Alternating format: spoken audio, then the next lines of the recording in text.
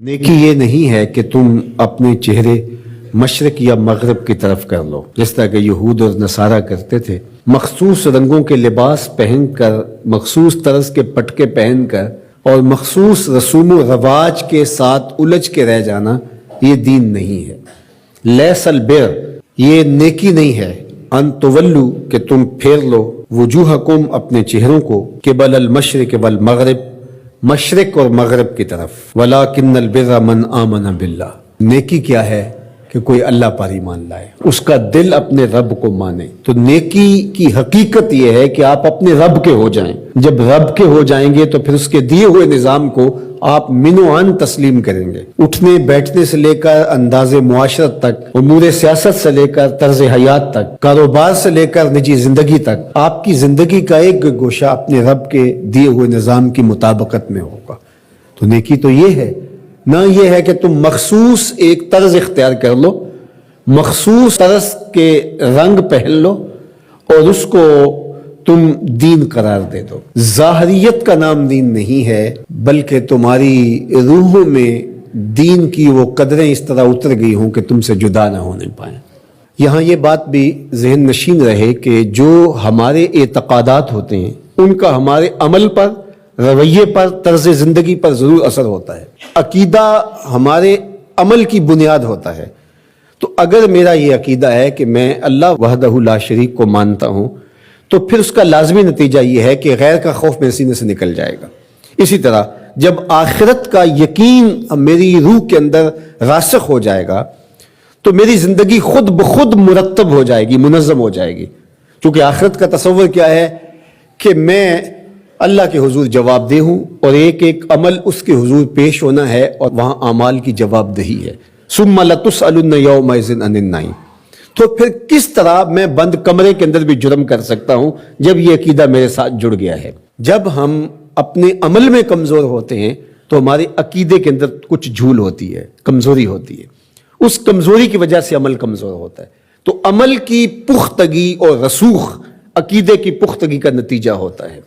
تو اس لیے سب سے پہلے جو چیزیں بیان فرمائی ان کا تعلق جڑا تھا عقائد سے۔ اب دوسری بات جو بر کی تشریح کرتے ہوئے ارشاد فرمایا، وآت المال علی حبہ ذوی القربى والیتامى والمساکین وابن السبیل والسائلین وفی الرقاب، اور مال کو خرچ کرنا علی حبہ، اس کی محبت کے باوصف۔ مال کی اگر محبت یا ضرورت نہیں ہے تو پھر اس کو خرچ کر دینا، صرف کر دینا، یہ کمال نہیں ہوتا۔ کمال اس وقت ہے جب اس کی شدید احتیاج آپ کو بھی موجود ہو۔ اس لیے صحت مند آدمی جو جوان بھی ہو اور اس کو ضرورت بھی ہو، اس کا صدقہ کرنا اس کے صدقے کرنے سے بہتر ہے جو مخمسے کے عالم کے اندر جب موت و حیات کی کشمکش ہو تو وہ صدقہ کر دے، اپنا مال خیرات کر دے۔ عمومی طور پہ ایک مخفی دولت کی محبت جو ہمارے سینوں میں ایک حد تک موجود ہوتی ہے، اور وہ یہ ہے کہ جب اللہ ہمیں مال دیتا ہے تو بعض اوقات کچھ لوگ کہتے ہیں کہ ابھی میں اس مال کو بڑھاتا چلا جاؤں گا اور اپنی ساری ضروریات بھی پورا کرتا چلا جاؤں گا اور بہت حجم ہو جائے گا تو پھر اس سے کوئی بڑا کام کروں گا۔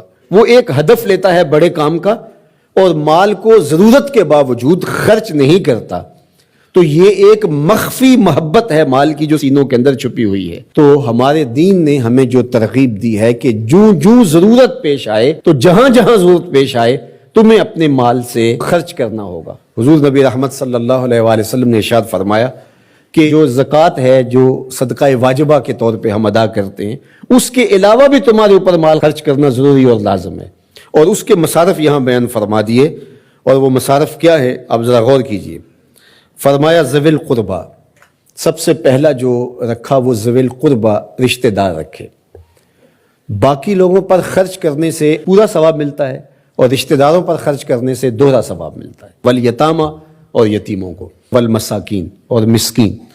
مسکین اس کو کہتے ہیں جس کے پاس 2 وقت کا کھانا موجود نہ ہو، وابن السبیل، اور جو مسافر ہے، والسائلین، اور جو مانگنے والے ہیں۔ تو اگر اس کے پاس 2 وقت کا کھانا نہیں ہے تو وہ اگر مانگے بقدر کفاف اور 2 وقت کا کھانا مل جائے تو پھر مانگنا ترک کر دے تو اس کے لیے جائز ہے اور شریعت اس کو روکتی نہیں، اور ایسے شخص کو دینا ثواب بھی ہے۔ لیکن جو شخص جمع کیے ہوئے ہو، اس کے پاس موجود ہو، دولت بڑھانے کے لیے یا عادتاً مانگتا ہو، تو ایسے شخص کو نہ دینا چاہیے اور نہ اس کی حوصلہ افزائی کرنی چاہیے۔ وفی الرقاب، اور جو غلام ہیں ان کو غلامی کے بوجھ سے آزاد کرنے کے لیے مال خرچ کرنا. دور موجود کے اندر اگر کوئی قرض میں جکڑا ہوا ہے تو وہ بھی پھنسی ہوئی گردن ہے اس کو. اور میں سمجھتا ہوں کہ اس کے زمرے میں وہ شخص جس کی بیٹیاں جوان ہیں اور اس کے پاس کوئی رقم نہیں ہے کہ ان کی شادی کر سکے اور اس کی مدد کی جائے، تو یہ بھی اس سے ملتا جلتا حکم اس کے ساتھ یہ جڑ جائے گا کہ اس پھنسے ہوئے مجبور کی گردن کو چھڑایا جائے. وَأَقَامَ الصَّلَاةَ وَآتَى الزَّكَاةَ، اور نماز قائم کرنا اور زکوٰۃ ادا کرنا. وَالْمُوفُونَ بِعَهْدِهِمْ إِذَا عَاهَدُوا، اور